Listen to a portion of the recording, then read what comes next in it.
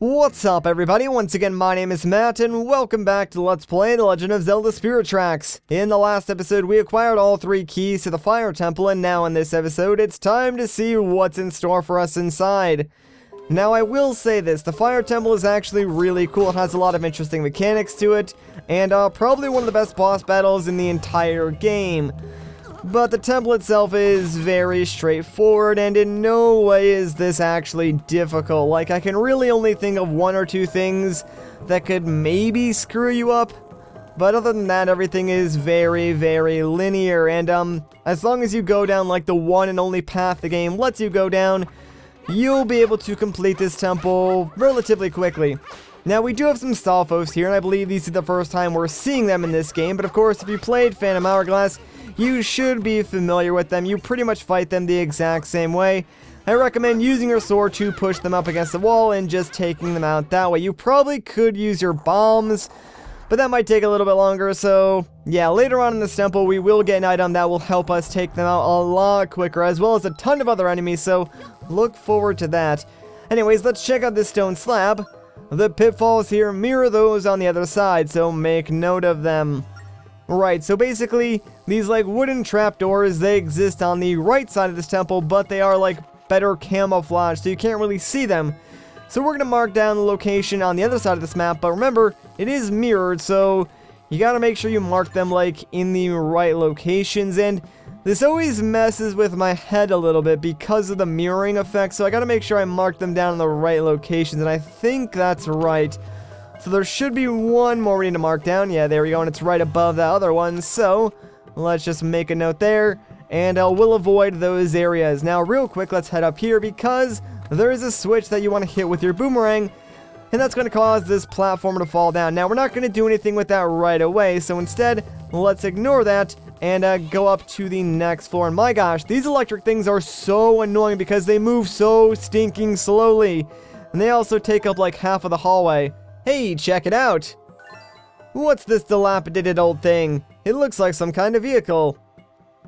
Well, that Zelda is a minecart, and if we hop inside it, it's gonna take us on a wild and crazy ride!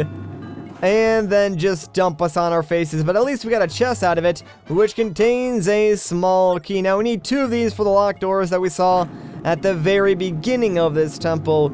And, yeah, this is probably one of the cooler mechanics inside the temple, just like riding the minecarts. It's pretty simple right now, but they do expand on it later on in the temple, and, it's really fun. I don't know, I like the minecarts, and they use it very, very well, especially during the boss battle. Spoilers, so, yeah, get excited for that.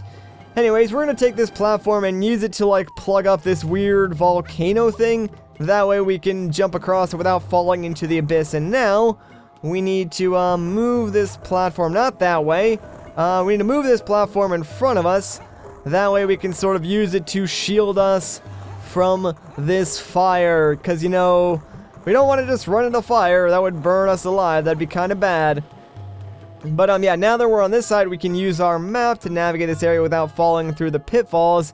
And hopefully we can get this chest, because inside we're going to get a red potion.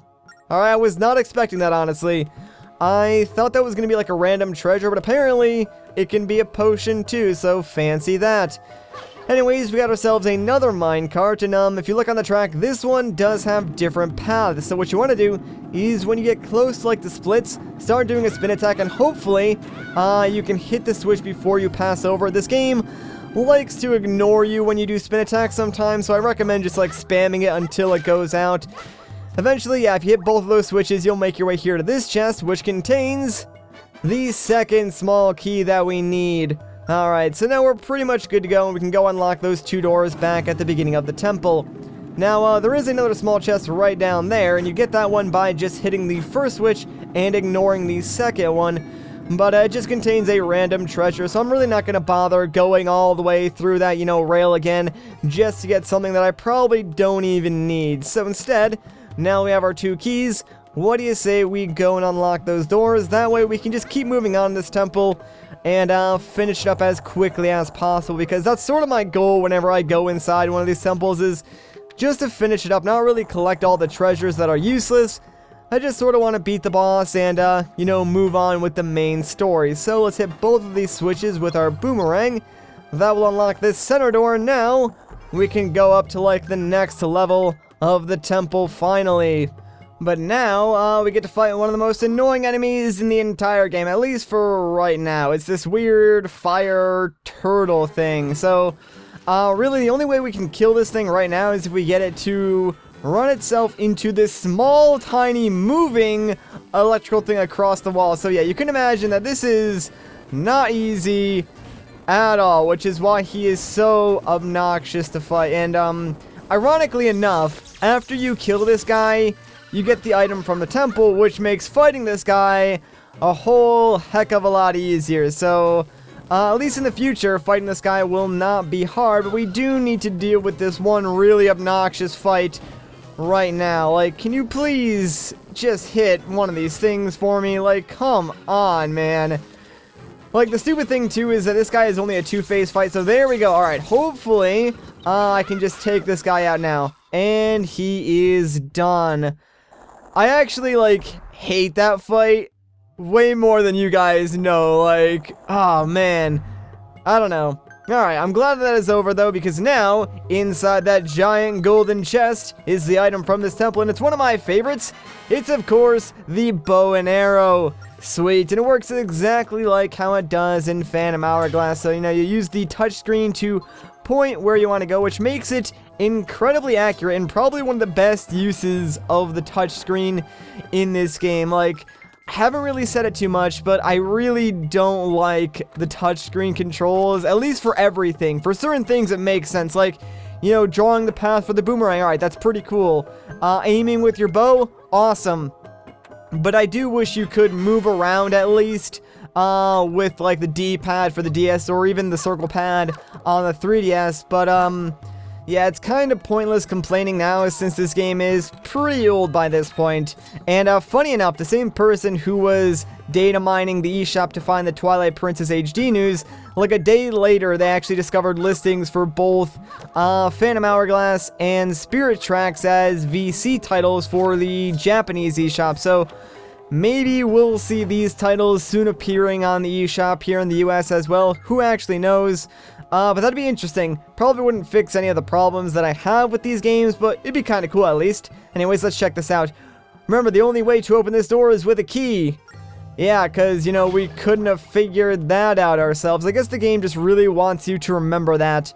But now we have to fight another terrible enemy of this game, lag. Yeah, these four Stalfos, for whatever reason, when they spawn, the game starts to crawl. Like, it is insanely bad right now. Like, honestly, I question some of the choices that the developers made, because they clearly had to know of these, like, frame rate issues, yet they still chose to include, like, you know, 3 enemies that attack you in the overworld, or 4 enemies that attack you in here that slow the game down. It's like, why did they do that if they knew it caused lag? Like, wouldn't they just, you know, remove one enemy or do something else to make it a little bit easier? I don't know. Anyways, though, let's hit this eye switch, because that's going to remove the lava plumes that would be blocking these grapple beams, and now we can just head across here perfectly fine. Moving on, though, I totally forgot, but yeah, you can use the whip to attack the Stalfos, and that probably is like the second best way to fight them. Obviously, the bow is still the best way, but before you get the bow, since you do have the whip, you should probably use that. It works really well as a ranged weapon so they don't jump away, and then of course you can grab their skulls and throw them around, and that's always sort of fun. Alright, let's keep going though and make our way past this locked door. Now we can press the switch to unlock it and make a shortcut back to that other area, even though I really don't think we'll be going back to that specific section, but I guess the game just figured we needed that. Now we just gotta navigate past all these blade traps. Alright, we should be good. And hey, another chest! Inside is a pirate necklace. Whoop-de-doo, we have like 1,000,000 of these. Alright, so let me grab my boomerang real quick, because what you want to do here is actually try and light these 2 torches, but since there's no fire, what you want to do is, yeah, use one of the fire keys to light your boomerang on fire and hit the torch. But as you can see, that's not exactly, you know, easy to do because they're random. So normally what I do here is I draw random shapes until it works because there's no strategy to that whatsoever. It's just like draw a random shape. Hopefully a keys will fly in front of it and you'll light the torch. Just do it a bunch of times. Eventually you'll get it. Thankfully we got it like pretty early enough. And now, oh no, we're locked in with, guess what, 2 more turtle enemies. But now that we have the bow, yeah, we can literally take them out with 2 arrows from pretty much all the way across the room. Like I said, those guys become a joke to fight once you get the item in this temple. So no longer are they one of the more annoying enemies to fight. In fact, they're pretty much just a giant time waster. Alright, let's grab this rupee and see what's inside this chest now. And it's a pearl necklace. Alright, another useless treasure. Let's check out a bunch of these stone slabs because above them are some switches. Aim for the eye above, 3rd. Alright, so let's pull down our map and mark this one as number 3 and move on to the next slab. Aim for the eye above, 4th. Alright, so we'll put a 4 here. And then what do you have to say? Aim for the eye above, 1st. Alright, cool. So this one is number 1 and by proxy we know the one to the left must be number 2. So that's that. Of course, right now we can't actually hit those switches, so I'll have to come back a little bit later. But for now, I'm going to try and stock up on arrows, so please respawn. There we go. And that should do it. Like, yeah, you only have 20 arrows to start off with, but thankfully, the game gives you, like, a bunch of those weird, like, bulb plant things that, for whatever reason, have arrows inside them. So it's pretty much like they give you unlimited arrows. Alright, so there's an ice switch behind this door. Now, when we step on this switch, the door will go down. Sadly, it won't stay down. So what you want to do is grab this, like, arrow repeater, throw it right in front of this door, make sure you point it towards the switch, and now we can stand on this floor button. Now that will unlock the door, and while we're standing on top of this, shoot an arrow at the repeater, and bam, there you go, I switch pressed, and now we got ourselves a platform, and thank you, game, because I really need to know that that door was closing. Anyways, let's bring this platform and stick it onto this lava plume, but before we go up there, make sure you grab this repeater because you will need it. Alright, now let's just place this right over here for later, and I also need this platform, so come back up, please. There we go. And I'm going to take this and place it over here. And you know what? Let me actually get rid of all these fire keys just because I really don't want them bothering me while I'm trying to do this. We can hit this switch to make a grapple post that will lead us back to that area where we fought the Stalfos. And I need this one as well. So this one's like an interesting diagonal repeater. We want to face this towards the other repeater we brought up here. Now that those are in the right position, what we can do is take our bow, hit this switch. That will activate the lava plumes, putting us upwards, and now, obviously, all we're going to do is hit both of these eye switches using the repeater and our bow, and doing so will unlock this door, which allows us access to this chest, and inside is a small key, and that's the small key we need to unlock the door that we saw a while ago. And, this is pretty much one of the only puzzles in the entire game that might confuse you, which is why I went into, like, the very detailed explanation that I did. But now that it's done, let's just grapple back across here and go make our way up to where that locked door is. And at this point, we're very, very close to finishing up this temple, believe it or not. Like, there's only, like, 2 major puzzles that we need to solve, and one of them is, this puzzle with, like, all the eye switches. So let's grab our bow, and before we get on this minecart, make sure you have, like, maxed out arrows because we're going on a wild and crazy ride, guys. Hold on to your seat belts. We gotta hit all of these eye switches, and I think I hit that one. Not entirely sure. I hope I did. I'm gonna be patient and just go through here. Might have to go around like 4 times, but I really don't want to screw this up. Alright, there we go. And sweet, I got the 3rd one too. So that means there's only 1 more switch left. And after we hit this next one, it'll allow us to change tracks. But of course, you guys may have noticed that there is the stamp station for this temple in this room as well. And we will be getting that, but we did have to change this track first. So now that we're over here, before we like go any further, just hop back on the minecart And aim your bow in the bottom left of the screen, because eventually you're going to see a switch, and if you hit that, yeah, it'll change tracks and allow you to reach the stamp station. Hooray! Alright, I kinda lost track. I think this might be our 16th stamp, I think? And if that's true, that means there's only 4 more stamps in the entire game. Yeah, there's only 20 of them total, which is kinda crazy, so we're almost done filling out Nico's stamp book. Now that that is out of the way, though, basically the only thing left for us to do is go directly to the boss key, put that in the boss door, and finish things up here. Yeah, like I said, this temple's pretty short. First things first, let's grab our bombs, because we can blow up this weird looking boulder, and this will be important for the boss battle later on, so pay attention. Yeah, underneath that weird boulder is a platform which we can place again on those lava spires. Now, before we move any further, let's check out this map, because it's a map of this room, and there are certain, you know, symbols on some of the switches that we need to hit on these rail tracks. So we're going to mark these down on our map, and try and hit every single one of the marked ones when we pass them as we're riding these rails, because that's pretty much how we're going to be getting to the boss door with the boss key. Alright, so let's start our journey, and the first switch is right there. Ignore this next switch, then hit that one, and that should take us to the key at the very least. You can see it right up there. But you may be wondering, how exactly do you get that key? Well, it's pretty simple, but first, let's read the stone slab. Carry the boss key by cart. Yeah, there's your first clue. So, let's take out our whirlwind real quick and blow the key. Okay, so that key is safely inside that car, and we can ride the one, like, right above it, but first, let's make sure we're fully stocked up on arrows, because we will need them. I mean, we only technically need to hit, like, 3 switches, but just make sure you have plenty of arrows. And, let's get going. Oh, wait, there's a chest down there that I can get. Alright, you know what? Here's the deal. If I get this first try, I'll ignore the chest. If I mess it up, I'll go back and get the chest. So, it really doesn't matter. And how did I even miss that? Whatever, not a big deal. Like I said, kinda wanted to get this chest anyways, because inside we get a pearl necklace. I thought that was something better. Never mind then. That was almost not worth getting. Like, if I hadn't messed that up, I wouldn't have gotten that.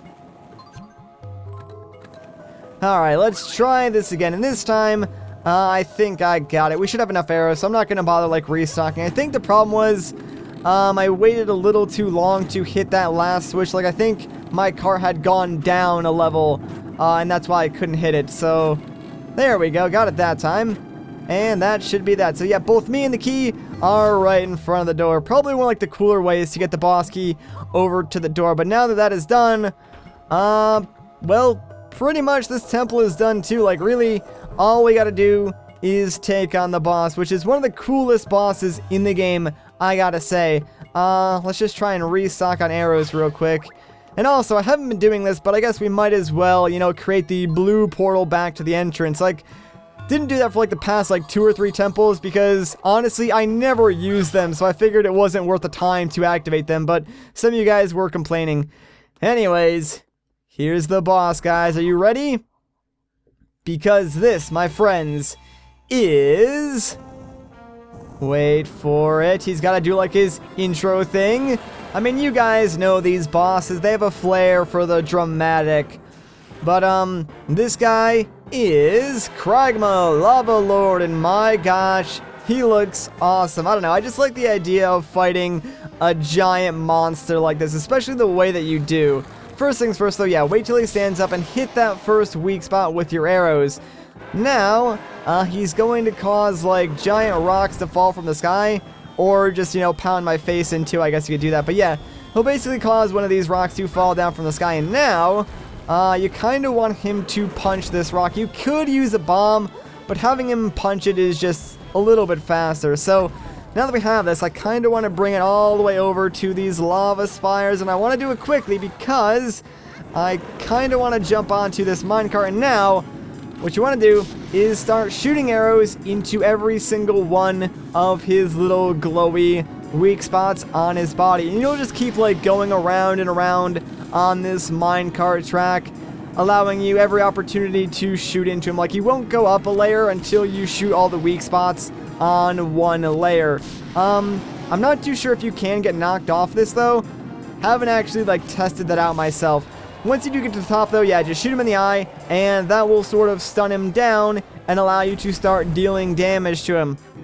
Now, for as cool as this boss battle is, there's really only one phase. Like, you rinse and repeat the same exact thing over and over again, and it's really only a 2-phase fight, so yeah, as long as we do the same thing, we'll be able to take this guy out, no problem.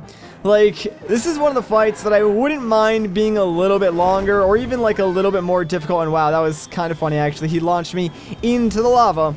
But, yeah, it'd be kind of cool if like they somehow spice this fight up a little bit, because it is like the most interesting boss fight in the entire game, or at least one of the most interesting boss fights in the entire game, but it's over so quickly.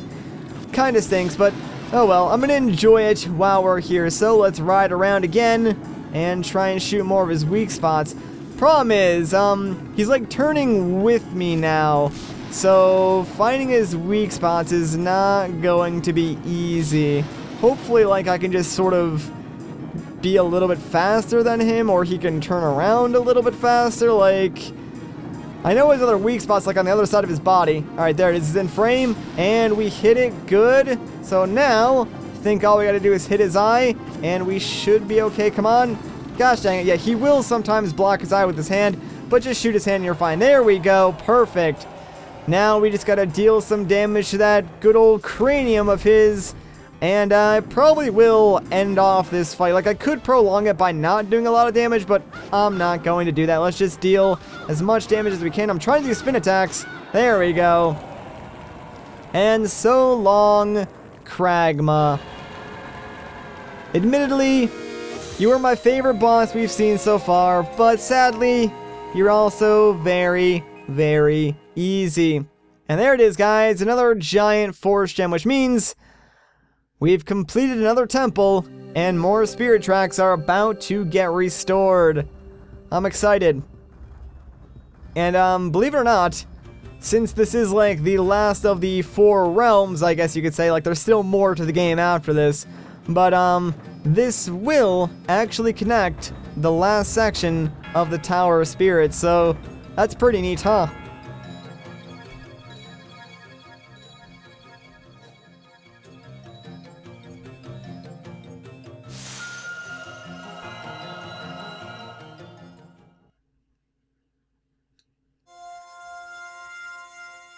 And there it goes, the power spike. It's gonna go all the way back to the Tower of Spirits. And now finally we can actually access the Tower of Spirits from the Fire Realm instead of going from the Snow Realm, although oddly enough, we are probably going to be avoiding the Tower of Spirits for a few episodes. That way we can do some more side questing.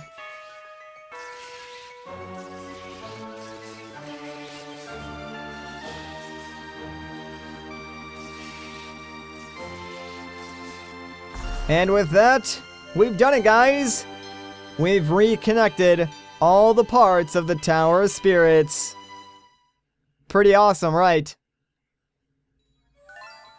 You've done it! Way to go, Link! You actually beat that terrifying giant of a monster! Amazing! With it defeated, all the spirit tracks should be restored. Let's head back to the Tower of Spirits. The Fire Realm map started glowing. Aw, yeah. Look at those new tracks. The tracks of the Tower of Spirits have been restored. Well, Zelda seems very enthusiastic about going back to the Tower of Spirits, but like I said, we're not going to go there just yet. First, we need his heart container, of course, but there's still quite a few side quests we need to take care of. So I'm going to be avoiding the tower until we complete those side quests, but we'll take care of those in the next episode. So if you guys enjoyed this part, a like rating would be greatly appreciated. If you want to see more, consider subscribing. But once again, guys, my name is Matt. Thank you so much for watching, and I'll catch you in the next one.